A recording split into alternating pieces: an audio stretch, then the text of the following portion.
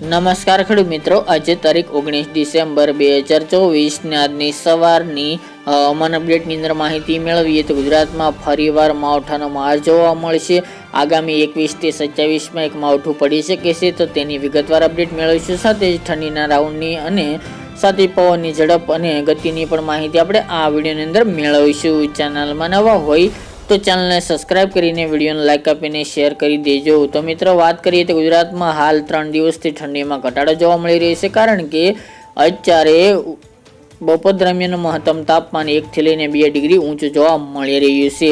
આગામી એક દિવસ બાદ ફરી પાછું આ તાપમાન નીચે જાય તેવી સંભાવના દેખાઈ રહી છે, જેના કારણે ફરીવાર ગુજરાતમાં ઠંડીનું પ્રમાણ વધી શકે છે. આગામી 3-4 દિવસ દરમિયાન જે પહેલો રાઉન્ડ જોવા મળ્યો હતો તે મુજબનો ઠંડીનો ફરી રાઉન્ડ આજથી લઈને આગામી 22 તારીખ સુધી જોવા મળે તેવી શક્યતા દેખાઈ રહી છે, જેમાં ફરીવાર બપોર દરમિયાન તાપમાન પણ નીચું જઈ શકે છે. સાથે જ રાત્રિનું લઘુત્તમ તાપમાન પણ 10 ડિગ્રી આસપાસ ફરીવાર નોંધાય તેવી શક્યતા રહેલી છે. વાત કરીએ તો જેમાં ઉત્તરના ભાગો થરાદ, ધાનેરા, મહેસાણા, પાટણ, સાબરકાંઠા, બનાસકાંઠાના ભાગો, નલિયા, રાપર, ભુજ, ભચાઉ, અડેસર તેમજ ડાંગ જિલ્લો, દાહોદ, ગોધરા, મહીસાગર એ તમામ ભાગોની અંદર તાપમાન 10 ડિગ્રી તો તેના કરતાં પણ નીચું તાપમાન મોટાભાગના ભાગોની અંદર આગામી 4 દિવસ દરમિયાન જોવા મળશે. સાથે જ મિત્રો, વાત કરીએ તો આ વર્ષે ઠંડી વચ્ચે ગુજરાતમાં માવઠાનો માર પણ જોવા મળી શકે છે, કારણ કે જે સિસ્ટમ આવવાની હતી તે આવવાની છે, જેના કારણે ગુજરાતમાં 21 થી લઈને 27માં ફરીવાર હવામાનમાં પલટો આવે તેવી પણ સંભાવના દેખાઈ રહી છે. વેધર મોડેલો જે બતાવી રહ્યા છે તે મુજબ વાત કરવામાં આવે તો 21 અથવા તો 22 તારીખથી ગુજરાતના વાતાવરણમાં પલટો આવશે.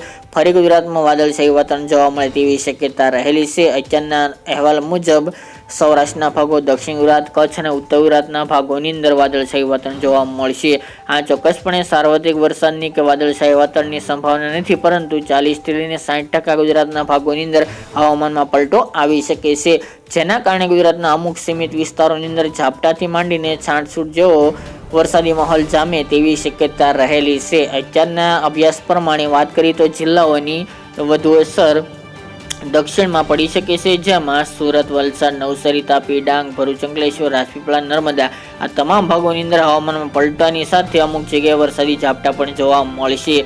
આ સિવાય સૌરાષ્ટ્રમાં અસર જોવા મળશે, જેમાં દરિયાકાંઠાના ભાગો ભાવનગર, અમરેલી, બોટાદ, સુરેન્દ્રનગર જિલ્લો તેની સાથે પોરબંદર, ગીર સોમનાથ, જૂનાગઢ, અમરેલી, દ્વારકા, જામનગર, રાજકોટ તમામનો સમાવેશ જોવા મળી રહ્યો છે. કચ્છના નલિયા, રાપર, ભુજ, ભચાઉ, અડેસર, ગાંધીધામ જેવા ભાગોની અંદર પણ હવામાનમાં પલટો આવી શકે છે.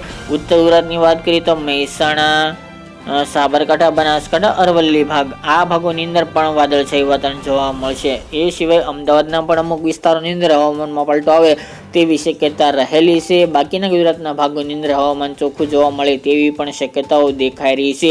આ એટલા જણાવેલા વિસ્તારોની અંદર ગુજરાતમાં હળવાથી લઈને છાંટછૂટ જેવો વરસાદી માહોલ, કમોસમી વરસાદ ખાબકે તેવી સંભાવના રહેલી છે. બાકી ભારે વરસાદની સંભાવના નથી. પવનની ઝડપ હમણાં નોર્મલ જોવા મળશે. આગામી 3-4 દિવસ દરમિયાન પવનની ગતિ તેમજ દિશામાં ફેરફાર થાય તેવા પણ સંકેત જોવા મળતા નથી. તો મિત્રો, આ અત્યારની વહેલી સવારની અપડેટ. ફરી એક નવા વિડીયો સાથે મળીશું.